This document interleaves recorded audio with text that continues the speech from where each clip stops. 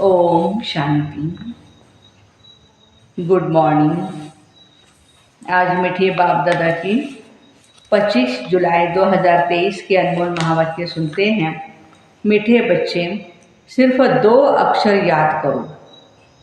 हम हैं सतगुरु के पोत्रे जो ब्रह्मा बाप द्वारा दादे का वर्षा लेते हैं। प्रश्न, चढ़े तो चाखे वैकुंठ रस, गिरे तो चकनाचूर। यह गायन तुम बच्चों से लगता है, दूसरों से नहीं, क्यों? उत्तर है क्योंकि तुम्हारे सामने जबरदस्त मंजिल है। तुम बाबा के पास परम धाम घर जाते हो, फिर नई दुनिया में आते हो। दूसरे किसी के लिए भी यह गायन हो नहीं सकता, बल उनमें भी कच्चे पक्के नंबरवार होते हैं, लेकिन उनके सामने मंजिल नहीं होती है। यह वैकुंठ रस को वो तो कोई जानते भी नहीं है।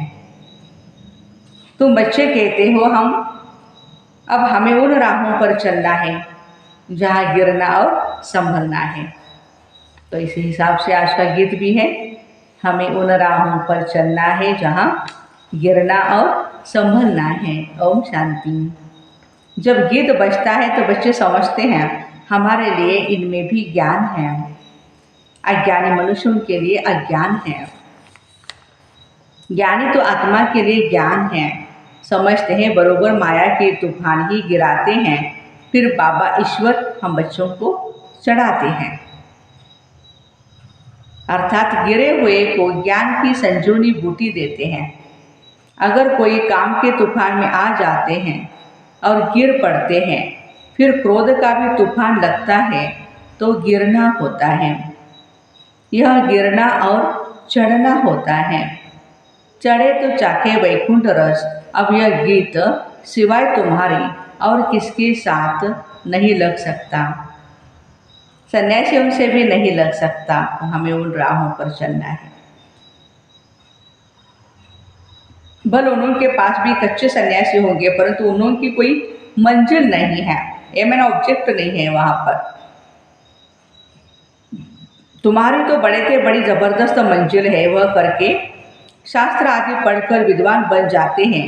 बाकी राजाई आदि की कोई मंजिल नहीं, इसमें बड़ी ऊंची मंजिल है। बच्चे जानते हैं बेहद का बाप दादा हमको पढ़ाते हैं, मम्मा भी पढ़ाती, फिर बच्चे भी पढ़ाते हैं। तुम हो दादे पोतरे। अमृतसर में दादे पोतरे होते हैं, फिर कहते हैं यह 7वीं पीढ़ी है, यह दूसरी पीढ़ी है। तुम समझते हो सतयुग में भी पीढ़ी चलती है देवताओं की। पहली पीढ़ी, दूसरी पीढ़ी, तीसरी पीढ़ी। यहाँ फिर तुम्हारी पीढ़ियाँ नहीं हैं।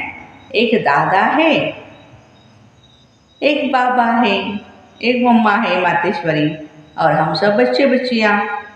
बस दादे पोतरे से आगे कुछ भी नहीं है, पर पोतरे, पर धोतरे वगैरह। अब याद करना तो अति सहज है। हम ब्रह्मा कुमार कुमारियाँ हैं। ब्रह्मा हुआ हमारा बाबा और शिव है हमारा दादा, ग्रैंडफादर। उनसे मिल्कियत मिलती है, कितनी सहज बात है। हम दादे पोत्रियाँ ब्रह्मा कुमार कुमारी हैं, ग्रैंड चिल्ड्रन। ब्रह्मा एक ही बच्चा है शिव का। ऐसे नहीं कहेंगे हम विष्णु कुमारी अथवा शंकर कुमारी हैं नहीं, प्रजापिता एक ही ब्रह्मा को कहा जाता है। बाबा बहुत सहज समझाते हैं, ब्रह्मा कुमार कुमारियाँ, तुम ब्रह्मा कुमार कुमारी बने हो इसलिए शिव बाबा से वर्षा लेने के लिए। शिव बाबा कहते हैं ऐसे ऐसे कोई को समझाओ, याद जरूर शिव बाबा को ही करना है, जिससे वर्षा मिलता है। और कोई को याद करेंगे तो नर्क का वर्षा मिलेगा।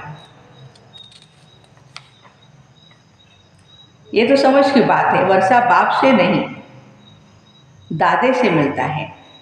स्वर्ग का रचयिता ज्ञान दाता वह है, शिव बाबा सुनाते हैं ब्रह्मा के द्वारा, फिर यह ब्रह्मा भी सुन लेते हैं। ब्रह्मा की पहली पहली बच्ची सरस्वती गाई हुई है। ब्रह्मा कुमारी सरस्वती जगदम्बा, कितनी महिमा करते हैं। वह ब्रह्मा से भी जास्ती वर्षा ले लेती है। इसीलिए बाबा कहते हैं पहले लक्ष्मी और फिर नारायण कहा जाता है। देखो, ब्रह्मा से भी जास्ती वर्षा लेती है मातेश्वरी। तो तुम बच्चे ही जानते हो, जगत अम्बा जगत पिता के बच्चे ठहरे तो क्यों नहीं दादा से वर्षा ले लेवे। हम ब्रह्मा कुमार कुमारियाँ, दादी पोतरे पोत्रियाँ हैं, बस दूसरी तीसरी पीढ़ी नहीं। पर पोतरे तर पोतरे कुछ नहीं। दादे को कौन याद नहीं करेगा। तुम जानते हो हम जितना याद करेंगे उतना ही विकर्म विनाश होंगे। तुम कोई को भी समझा सकते हो। शिव परमपिता परमात्मा स्वर्ग का रचयिता है, हेवनली गॉडफादर। बरोबर रचता है ब्रह्मा के द्वारा। फिर ब्रह्मा कुमार कुमारी को ब्रह्मा द्वारा कहते हैं मुझे और स्वर्ग को माना वर्षे को याद करो। दो बातें हमें याद करनी, अलफ और बे। देह के सब संबंधों को भूल जाओ। कहा जाता है आप मोए मर गई दुनिया।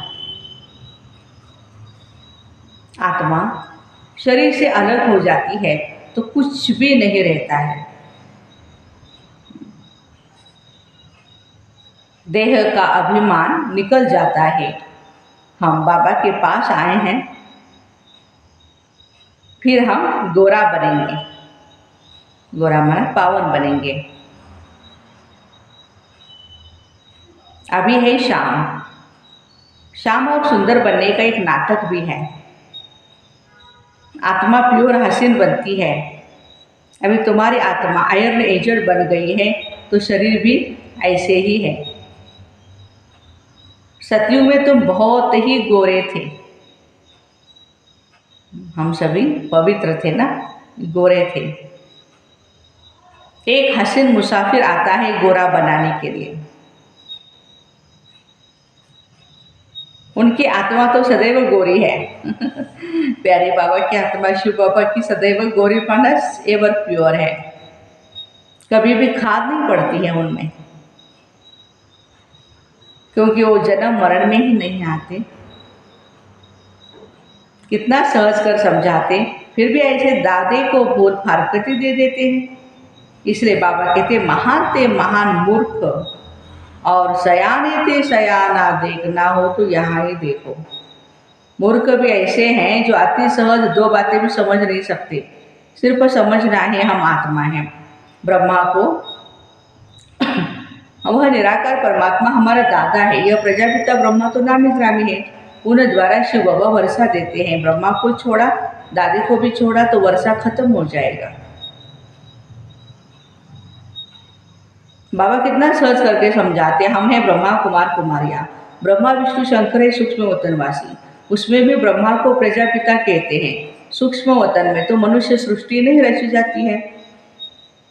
शंकर व विष्णु को प्रजापिता नहीं कहते हैं। प्रजा का पिता तो जरूर यहाँ ही होगा सृष्टि पर।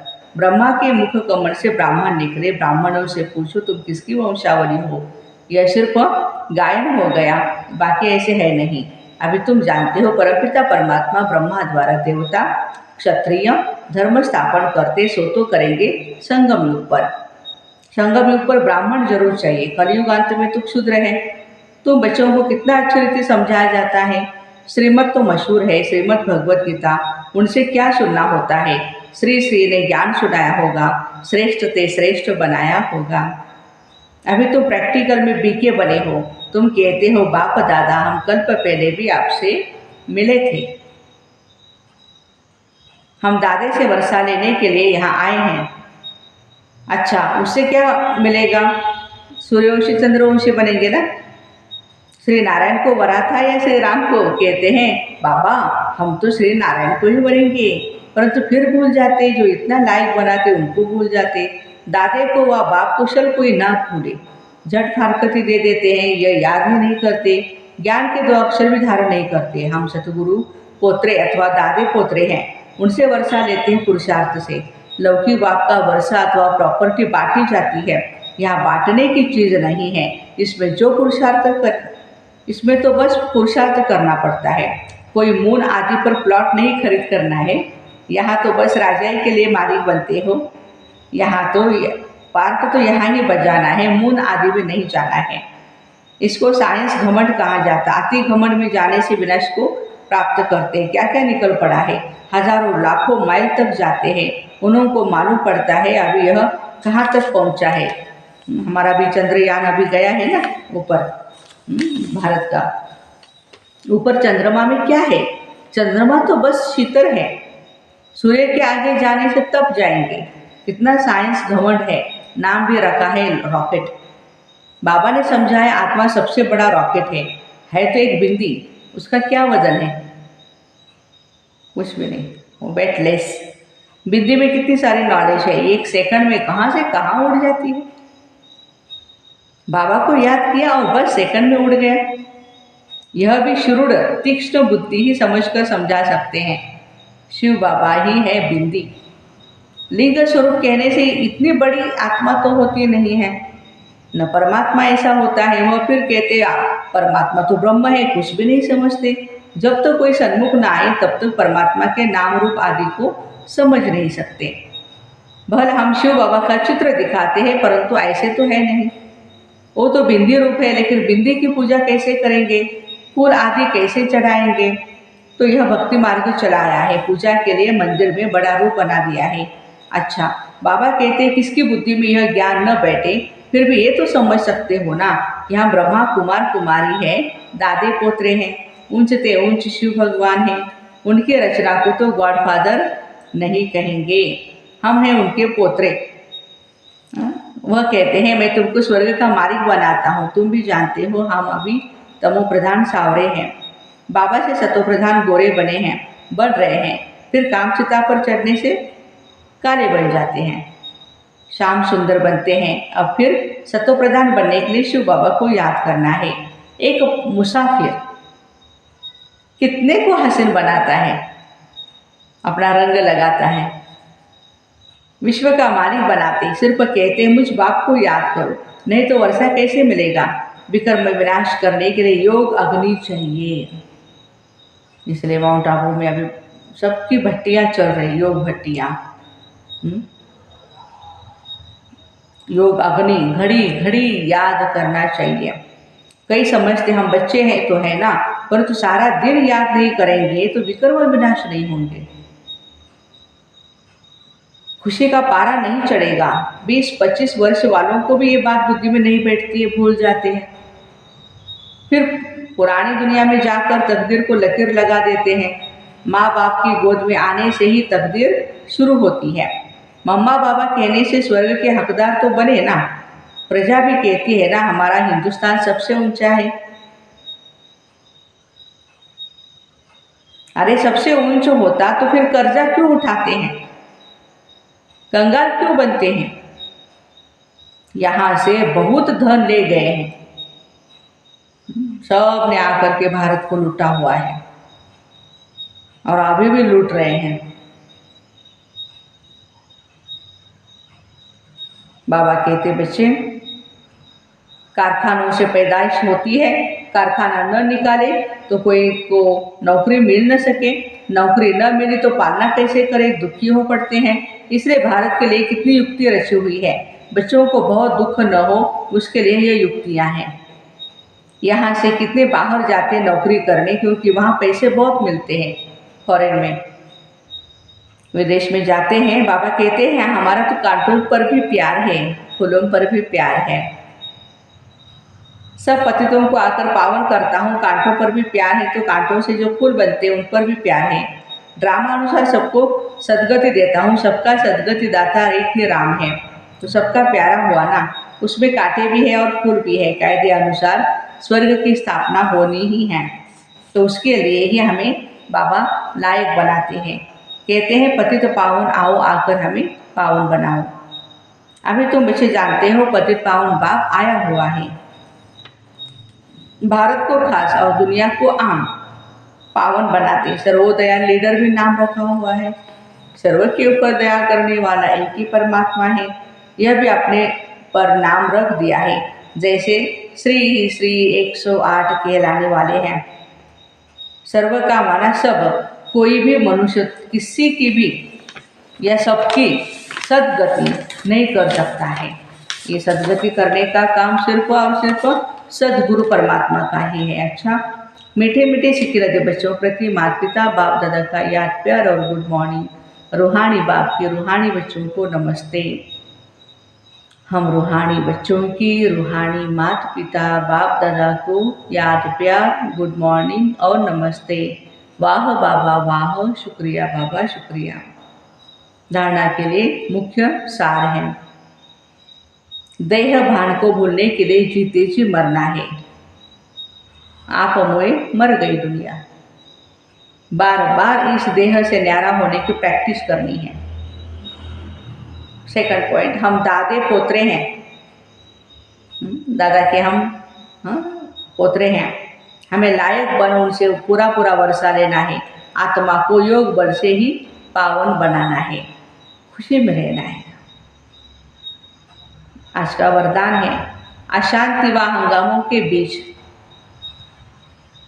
शांति कुंड की अनुभूति कराने वाले शांत स्वरूप भव। हंगामे या शांति के बीच शांति कुंड की अनुभूति कराने वाले शांति स्वरूप भव। जब किसी स्थान पर हंगामा हो तो उस झगड़े के समय शांति की शक्ति की कमाल दिखाओ। सबकी बुद्धि में आए कि यह तो शांति का कुंड है। शांति कुंड बन शांति की शक्ति फैलाओ। शांत स्वरूप होकर शांति कुंड का अनुभव कराओ। उस समय वाचा की सेवा नहीं कर सकते, लेकिन मनसा से शांति कुंड की प्रत्यक्षता कर सकते हो। सबको ऐसे वाइब्रेशंस आने चाहिए कि बस यहाँ से ही हमें शांति मिलेगी। ऐसा वायुमंडल बनाओ, अपने सेंटर का हो, अपने घर का हो, मधुबन का हो। ऐसा वातावरण हम बनाएं कि सबको लगे कि सच्ची शांति हमें यहाँ से ही मिल सकती है। स्लोगन है, स्वयं की और सर्व की चिंताओं को मिटाना ही शुभ चिंतक बनना है। स्वयं की और सर्व की चिंताओं को मिटाना ही शुभ चिंतक बनना है। तो ऐसे अशांति व हंगामों के बीच शांति कुंड की अनुभूति कराने वाले शांत स्वरूप भाई बहनों को ओम शांति। Have a nice day.